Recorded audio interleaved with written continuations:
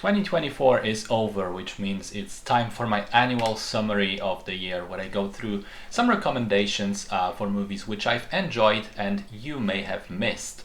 As usual, this is a list of my favorite movies, not objectively best movies, which means some titles might be surprising and some you may disagree with. And secondly, also as usual, the list is called Top 10, but it's not actually just 10. I prefer to include the amount of movies that are worth remembering, and if that happens to be more or less than 10, then that's just what I'm going to do.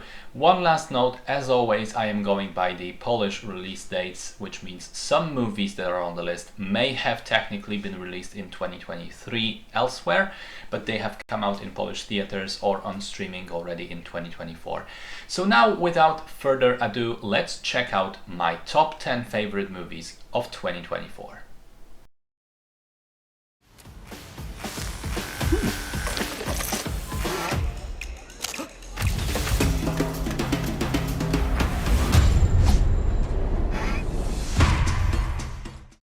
At number 12, Robot Dreams, a Spanish animated film without any dialogue that still manages to be an amazingly poignant and bittersweet exploration of friendships, and the idea that sometimes friendships change or pass or dissipate, that they have this transient nature, and it's fine that they do. A beautiful movie for kids and adults alike.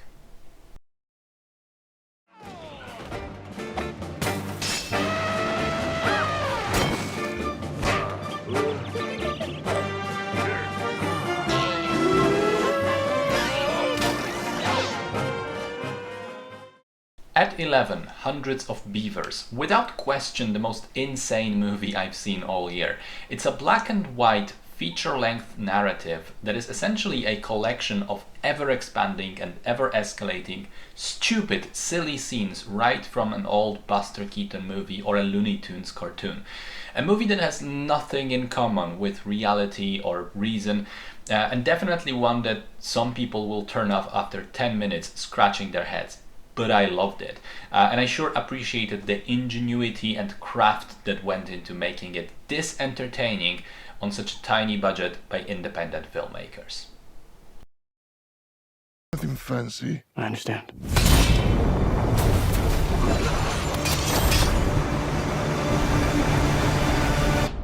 Nothing fancy.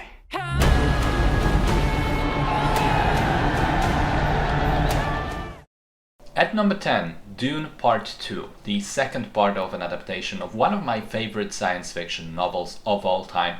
I maintain what I said about the first film. It's not perfect in the sense that it still has to omit some stuff from the book and change other things, but I think it's as close to perfect as it is possible to get within the limitations of motion picture.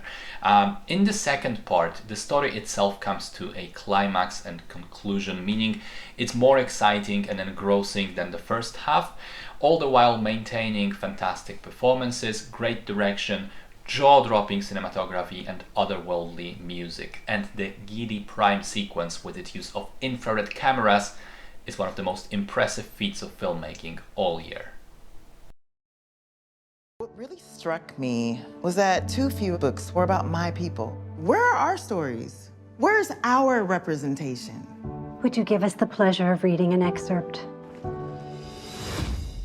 Yo, Sharonda, girl, you be pregnant again? If I is, Ray Ray's gonna be a real father this time around. Thank you. At number 9, American Fiction, a witty, intelligent and sharply observant mixture of comedy and drama about family, interpersonal relationships, writing, and perhaps most importantly about modern-day American society. It made me laugh, it made me think, it was deeply enjoyable and fantastically acted. Loved this one. Aline Ruby, Carlos ne vous a pas fait entrer? Ah oui, lui aussi mis à jour. C'est ma fille, June. Elle a disparu et sa camarade de chambre aussi. Sa chambre est au campus Alan Turing.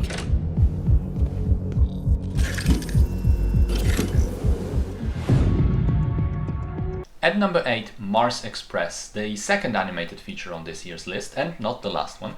This is certainly wildly different than Robot Dreams. It's a French animation for adults, set firmly in the cyberpunk genre. In fact, it is so comfortable in that genre that I can see some people accusing it of lack of originality. For me, that was not a problem, because while it does tackle some familiar questions and problems, the devil lies in the execution. It is incredibly tight and well constructed. Pretty much every scene and piece of dialogue is relevant to who the characters are and how the plot moves forward. It is smart, beautifully drawn, and altogether great. A lot of strange things happen in this place. I just hope he stays safe. Save me. Save me, my door! What exactly are you? Your mother. She's awaiting your rescue. I'll be your guide. At number 7, The Boy and the Heron. Now this is probably the weakest, most flawed movie of this year's list, if I was trying to be objective, as much as that's even possible, but I'm not trying to do that.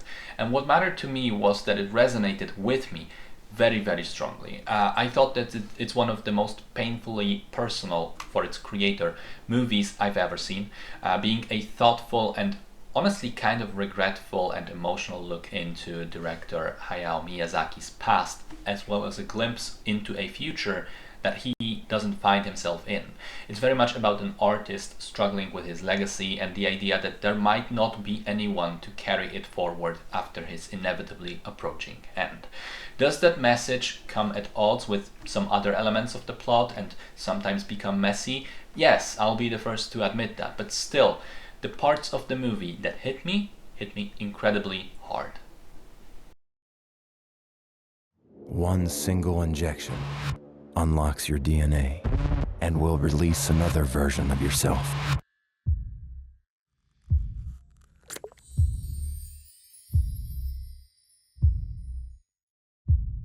This is the substance. At number 6, The Substance, a grotesque, disgusting and horrifying piece of body horror that is also a commentary on modern-day chase after the unattainable standards of beauty and a cautionary tale about dangers that await when you cannot control that chase. It's an assault on the senses, a movie that will make you tired and possibly have physical reactions to some of the scenes.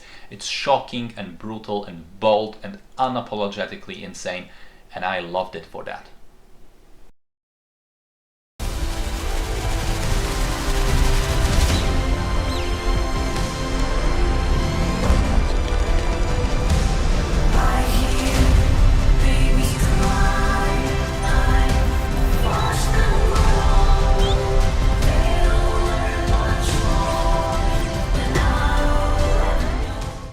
At number 5, The Wild Robot, the final animated movie on this year's list, and if I'm honest, probably the most generic one in terms of the story, but despite that, it got me. It made me cry not once but several times, and I have to be honest with myself and say I loved it. It's beautiful to look at, has great music and voice acting, the story about a motherly bond between a robot and a little bird is touching and timeless, and it will tug on your heartstrings.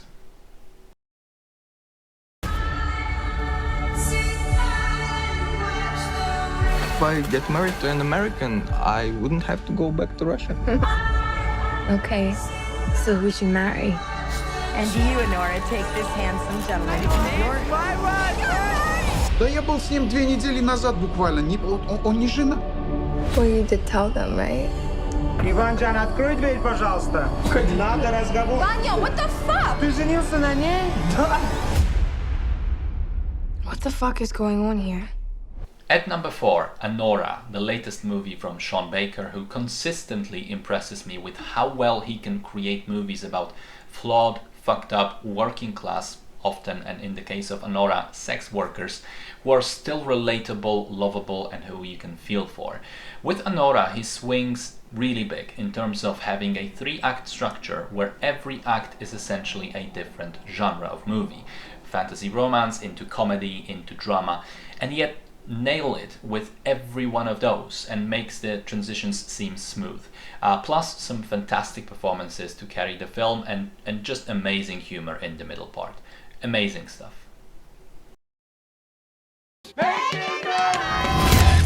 You having a good time? We're having a great time. We're drinking champagne and we're eating amazing food. So do you think the human sacrifice is before or after dinner?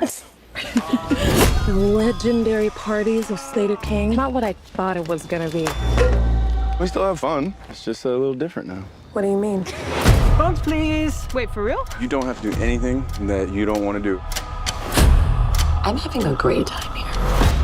But I also have this feeling that I'm like, not. At number 3, Blink Twice. This is the most surprising one for me. It's a movie that I went into thinking it would maybe be okay at best, and it blew me away. It's a very good thriller with an interesting script and great performances, but its true strength lies in its direction. Zoe Kravitz, for whom this is a directorial debut by the way, is so incredibly confident in the way she frames the shots, blocks the scenes, weaves them together and edits the whole thing. It's madly impressive. It feels like a case of a movie that should have been a 6 out of 10 in weaker hands, but becomes an easy 9 in execution. We're moving to DC today. We need to go down there. They shoot journalists on sight in the Capitol. Every instinct in me says this is death. Blooded. Every time I survived a war zone, I thought I was sending a warning home. Don't do this. But here we are. There's some kind of misunderstanding here. What? Well, you're American, okay? Okay. What kind of American are you? At number 2, Civil War, the latest film from Alex Garland, a movie that some people criticized for not delivering on their expectations about being a political commentary on modern-day America and its politics. In reality, it never aimed to be that. It's a film about war journalism through and through, about the way that this line of work abandons its own promises and becomes a cynical chase after the next adrenaline high and the next cool story and the next great photograph, without engaging with the tragedy of war happening all around you. It only really uses America as its setting to drive that point home and show how insane some of those people seem when they no longer have the excuse of being in a foreign society, a foreign correspondent in a foreign land, in a war that is not theirs. Great characters, great acting, fantastic cinematography, and one of the best sound designs in a good while. For a while, this was my number 1 movie of the year, but in the end, it was overtaken. Tashi Duncan, she's in another league. You were incredible today. To have a fashion line, a foundation, she's gonna turn a whole family into millionaires. What are you gonna do now? Unfortunately, my only skill in life is hitting a ball with a racket. I want you to be my coach. I want you to be my coach. How often does this happen? Going after the same girl? And my favorite film of 2024 is Challengers, latest movie from Luca Guadagnino. I saw the trailer, I thought this was going to be his weakest film yet. I went to see it and I came out thinking it may have been the strongest. Incredibly bold and eclectic direction and editing, completely wild use of music to build up the atmosphere and the sort of relentless tempo of the film. Narratively, it's fantastic at using a framing device of a tennis match between 2 players watched by the wife of one of them to tell the story of their intertwined lives up until that point. Stories of friendship, desire, love, and most of all, the incredible horniness that just drips off the screen. For how little actual sex scenes and nudity it contains, it is one of the sexiest movies I've ever seen. And finally, the thing that really cemented its place at the top for me was the final act reveal during the match. It was one of the best payoffs to an earlier setup that I have ever seen in a film. Superbly entertaining, and as such, my favorite movie of 2024.